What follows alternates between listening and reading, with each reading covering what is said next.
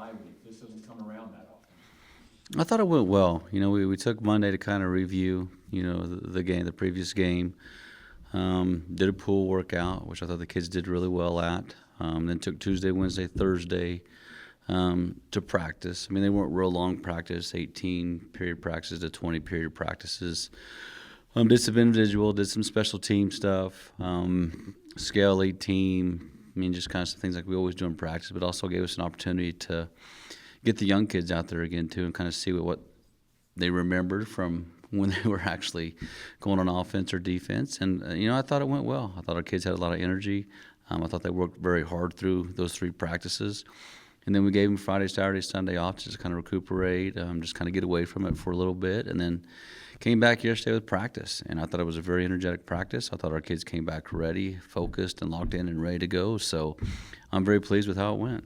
If you had a chance just to do your own schedule, A, would there be a bye week after what you've seen from your team, and B, where would it be? It's this week's not. I mean, last week wasn't like the week we wanted, but it was kind of either that week or depends on what you want to call it, week 2 or week 3, based on what everybody says.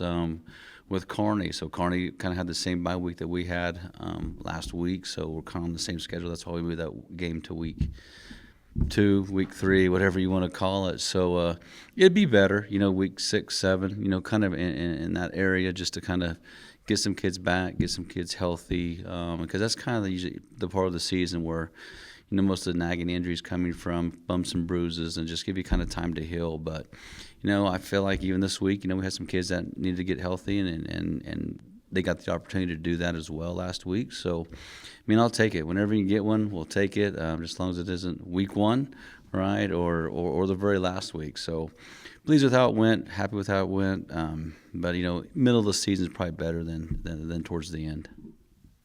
How are you on the injury front? I know a kicking game, and you mentioned at one point Josh Clark might have an outside chance of coming back for the final game.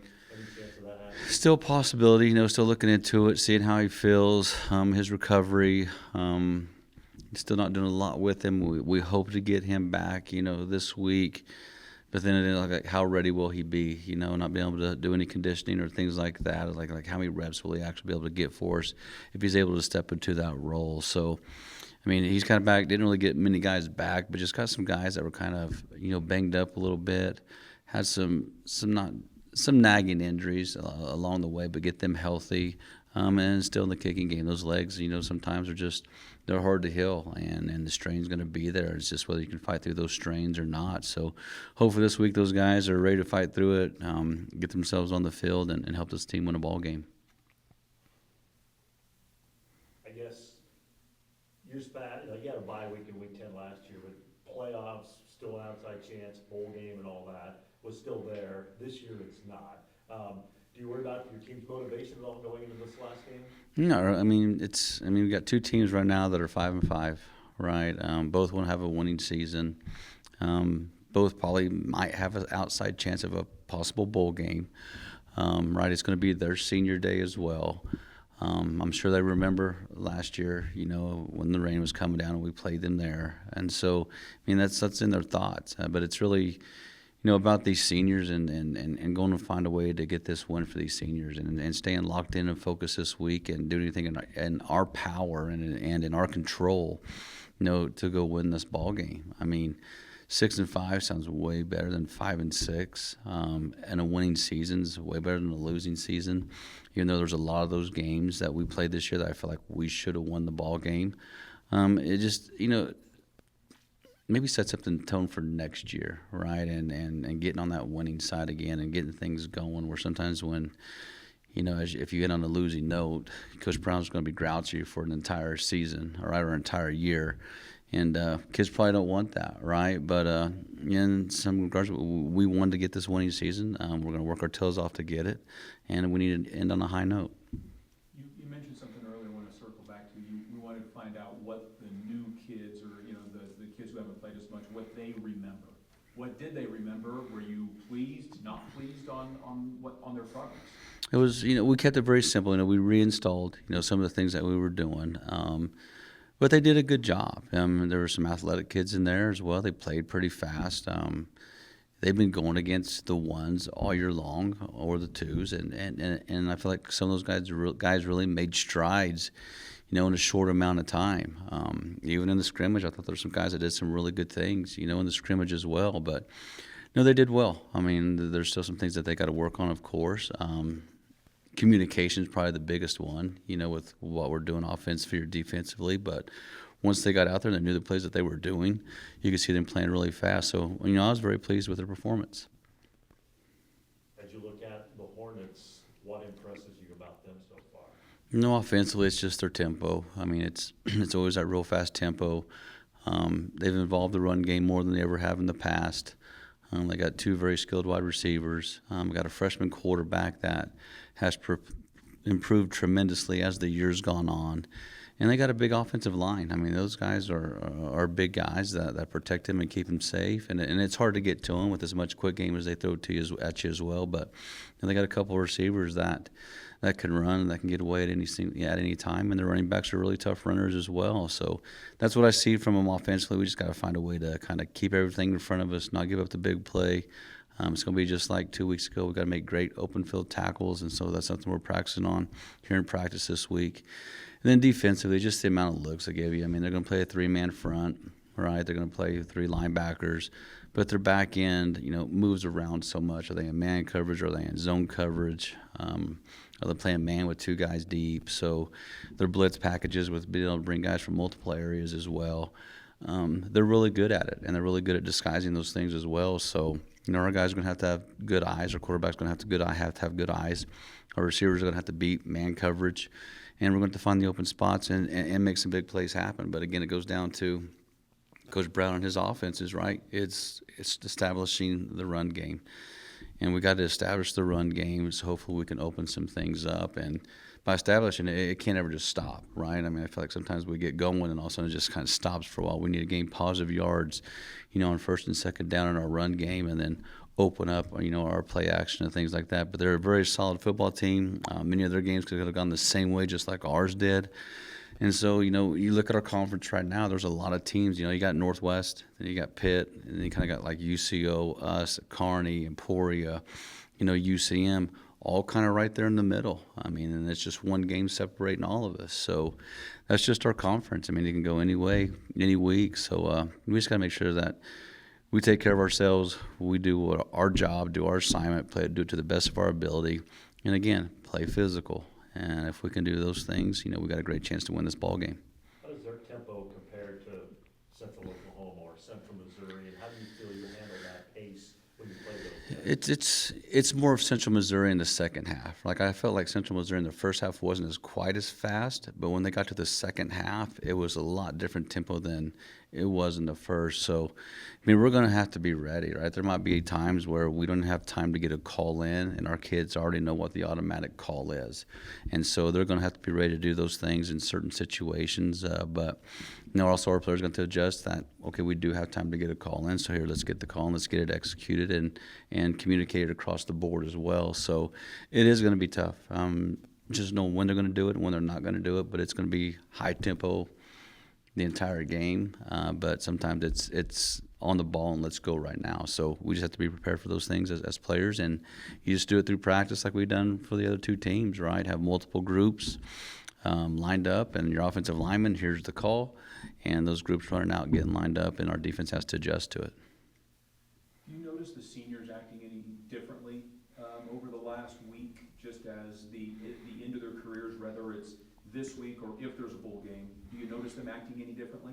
You can see it. I mean, they might not say it, out loud, but you can see it in their body demeanor and just kind of their body language and how they're practicing and those things. There's a little more amp, to their practice, a little bit more, decisiveness on things that they're doing. There's a little bit more, more film, more getting into the playbook, more, all those little things, because you do want to end on a high note, right? Because if you don't, it's one of those games that you're going to remember this game forever. And because this possibly might be your last game. And so you're going to remember. I still remember my last high school game, right? I still remember my last college game. And those things never go away as long as you live, because there's still some things in those games that I wish I could have done better, and to help our team win those ball games. And of course, mine were both on losing ends, and I don't want that for these guys. I want them to go on a high note and win this ball game. But you can see it's there, and you can tell that the kids around them want to get this win as well. And even with the scout teams, just the tempo that they're playing with this week in practice, they want our guys to do well as well. So, they need to continue that the next 3 days, today, tomorrow, and Thursday, walk through on Friday, play on Saturday. So the good thing is we get the one extra day of practice this week for Emporia. When you play an in-state like this, how significant is a win, not in just, winning season, but just like in recruiting? Does that have a big impact if you beat an in-state rival when you're going after guys? And I think it's the whole region, right? Because, you look at us and Pitt and Emporia and Washburn, we all kind of recruit the same area. And even I can put Kearney in that same boat, right? We're all in Colorado, we're all in Missouri, we're all in, Nebraska, we're all in Kansas, we're all in Oklahoma. And so it kind of puts us all in this group together where we're all recruiting the same kids. So, winning these in-state games is very important, especially for the in-state kids. And then even some of those kids, in the closer surrounding areas around us, just knowing that, hey, Fort Hays beat Washburn, right? Fort Hays beat Emporia. Fort Hays, lost to Pitt, and those things. And Fort Hays beat Kearney. So it goes to part of recruiting as well. So you win those games, you usually have a great chance to get those kids. What was it like having a week off? That had to be weird. Yeah, just a long season. We had how many games? Like around 10 or 11 games, and we finally got a bye week. I think it was very crucial for us to get this one, and it felt pretty good, and we got to focus just on us that last week, and I think we really benefit from that. How comfortable are you with everything? You're obviously a transfer, there's a lot of new things, new teammates, new system, all that. Are you comfortable and you feel okay? You blend right in now, or you're still learning and growing? Yeah, absolutely. Coming in the spring, meeting with Coach Brown and everyone first, I felt like I had a really good connection with them when I first met them. So I thought I was gonna settle in pretty good. In the spring, I played free safety right away and kind of knowing the system and kind of being that leader.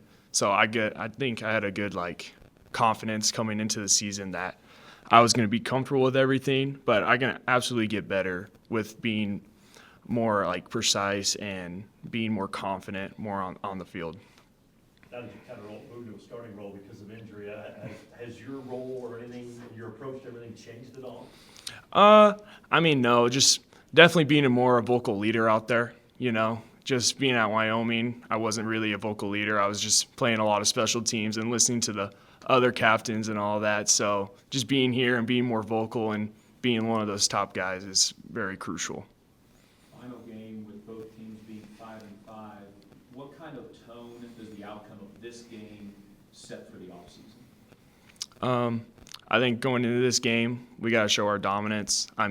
We're both two Kansas teams, both 5-5. I'm trying to find that one more to be a winning season. I think it just shows how much dominance, how much better we are to be in Kansas. Defensively, you guys played pretty well, but it seems like the big play has been crucial times and swung games. Mm-hmm. What's the key to eliminating that and preventing that from happening? I think it's just always being locked into the game. I think sometimes in our points of our game, we kind of settle back, when we are playing good and think everything's going to be okay and that big play happens. It's just we just need to stay more locked in and worry about that one play at a time, not worry about, when it gets to third or fourth down, we need to worry about the first, second, third, and fourth and that, play by play. Emporia State, one of those tempo teams, talk about, you guys have prepped for them already, but talk about being on the field playing against one of those high-tempo teams. Yeah, they're going to be way faster. When we played UCM 2 weeks ago, they didn't really get into tempo with us. So it's definitely going to be crucial for us to get ready to line up very quickly to their offense and just be ready to go. It's that simple. What's the challenge when you face a tempo team? It's hard to sub. Is it hard to get calls in? Definitely getting the calls in and kind of just looking back and forth where they're setting up the formations and all that. It's my job out there to be the leader and give a call out and just have everyone play. I think it lets us know exactly how much work we need to be doing. The goal is to get more wins than losses, every season. No matter how the record ends at the end of the year, you want to win more than you lose. So if we can accomplish that goal, then we know that, okay, we're possibly on the right track to building something better. And if not, that means we need to probably work even harder in every aspect of the game and every aspect of practice. There may be no position on the field for Fort Hays State that rotates as much as the defensive line, D-end all the way through. How much fun is it to play with guys that you can go hard three or four plays and then turn around and watch somebody else do the exact same things? You're coming back here. It's amazing, honestly. We've been here for a minute together, so we've watched each other grow. We have that confidence in each other that even if we don't, necessarily win, we know that he's going to go out there and give his all that play. So we're not worried about anybody going out there and, giving half effort or, doesn't understand the assignment, or if he doesn't understand the assignment, he's just going to play, a little bit more timid because he doesn't exactly know what he's doing. Like, we have full confidence in everybody on the defensive line that we're going to go out there and give you 110% every time we touch the field. What about your play a little bit? So you've been in a lot of big plays this year, and you kind of elevated your game. Any particular areas that you feel you really excelled at or improved on from prior years here? I think mainly just trusting myself more. I feel like in the earlier years of me playing here, it was more so just, okay, I want to get used to how the coaches want to utilize me, how the coaches want to how the coaches want the defensive line to be played, So it was more so adapting to how they want things to go. And then once I was able to get comfortable, I was able to understand, okay, what is my role in this and how do I let myself shine through what the coaches want. Talked to Koa about being on the field with a tempo offense, but what about as a defensive lineman being out there, and not only because of the chaos that happens at the line, but then getting back and getting into position at times? So yeah, tempo. It's not fun for the big boys up front, offense and defensively. So I like to keep that in mind. If I know that my guys are in shape and I know that we can run the whole time, then there's no way that these guys who are, arguably, less out of shape than us, or more out of shape than us, arguably more out of shape than us, then I know that we can keep going more than they can. So if we just keep that in mind and we just keep pushing forward, we should be fine. What's the challenge? I'm sorry. As offensive line and defensive line, you mentioned it's not a lot of fun for offensive line either. Is there ever a conversation with the offensive line from the other team like, man, this is going too fast, we need to slow this down? Is there ever a conversation on the field like that? There's always conversations back and forth between O-line and D-line. I'm pretty sure anybody else would tell you. It's just all fun and games at the end of the day. We're here to perform, do our best. What's the key to slowing an offense like Emporia down? And now they're utilizing the run game as well. When you face the tempo and just all the things they throw at you offensively. Speaking for the defensive line, I'd say we want to shut that run down. Whatever they want to find within that run game, we want to, capitalize and tell them that they're going to throw that ball. So if they want to try to run, that's fine. I have full faith in our D-line to stop that. Yeah. Talk about landing in Hays, Kansas. How did that come about? Oh man, that was a while ago, pushing on 4 years now or something like that. So I put a lot of that towards my mother. She helped me make a great decision with God being in mind and everything that is in this program that follows faith. So. Is that what it came down to ultimately, was the faith-driven aspect? I think a lot of it was, yes. Obviously, we looked at the history of the team, how we would get along with the coaches, not just me personally, but my family as well, because it's a family decision, so.